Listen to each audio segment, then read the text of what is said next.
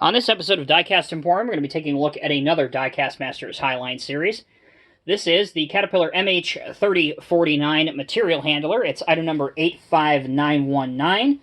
This is a very, very large machine, often used in scrap yards or junk yards. With this model, you get 3 different attachments, 2 different grapples, one with 5, and one with 4 different tines for your grapple. And then you also get a magnet, which is actually a working magnet. And we'll see that more in just a little bit. But first, with the model. So this is a modified and reworked model from another manufacturer from a couple of years ago. There has been numerous changes, both to the functionality of it and also to the aesthetic looks on it. One of the biggest changes that they did, of course, was the addition of Bob in the cab. This is a first-generation Diecast Masters model, so he is not removable without doing some custom modification yourself. Also, this machine features steering on this axle, the rear axle. Also, it has 4 working stabilizers that, once deployed, are metal and not plastic.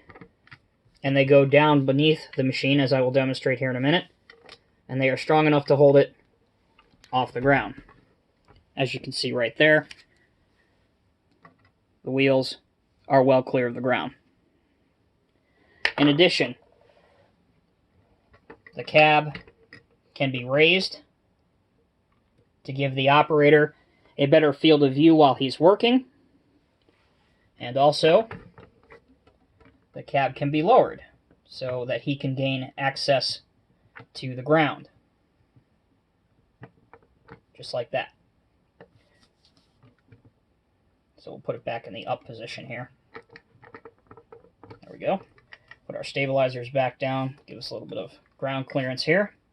The tires are rubber and they roll very freely on each of their independent axles here. The cab has the protection bars over it and forward-facing lights.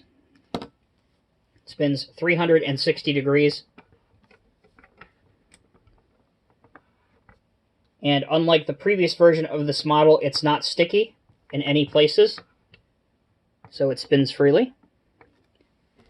There is an exhaust right here. These exhaust rails here are thin. This one is metal. This one appears to be plastic. Right here is how your attachments fit to the boom, or rather the stick, excuse me. This piece right here just plugs right in, just like that.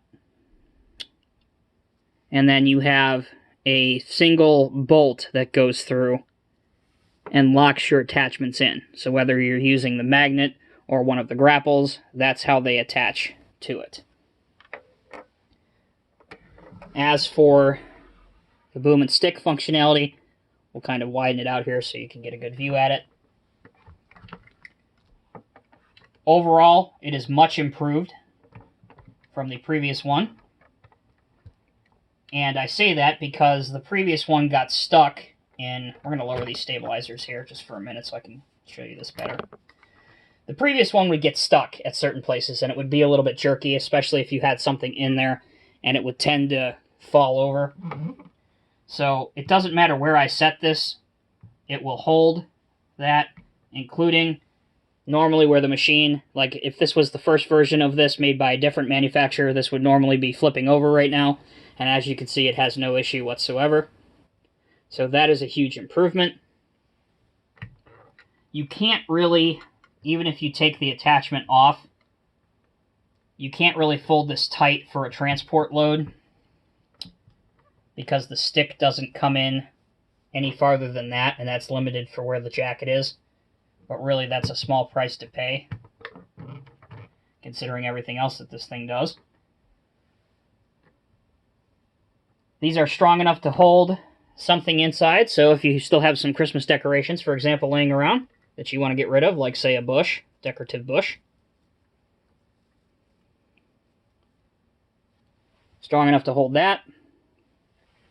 And for time's sake, I'm not going to completely change out the implement. But to show you that the magnet is truly a magnet, no expense spared over here. We've got some cheap staples laying around. And get this in the frame here. There you go. Picked both of them up with no problem whatsoever.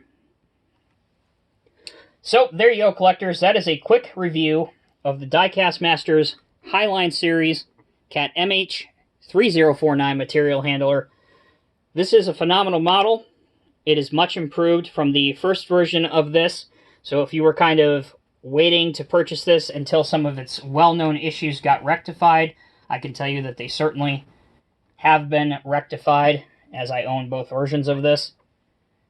It is competitively priced as well to some of the other material handlers in 1/50 scale that are out on today's market.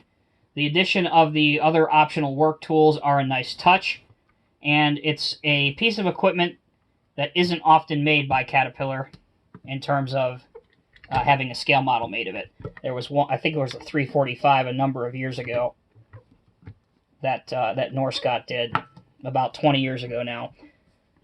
So, material handlers are not often made, so if you're looking to get one, this is certainly one of a very limited option that you have to get.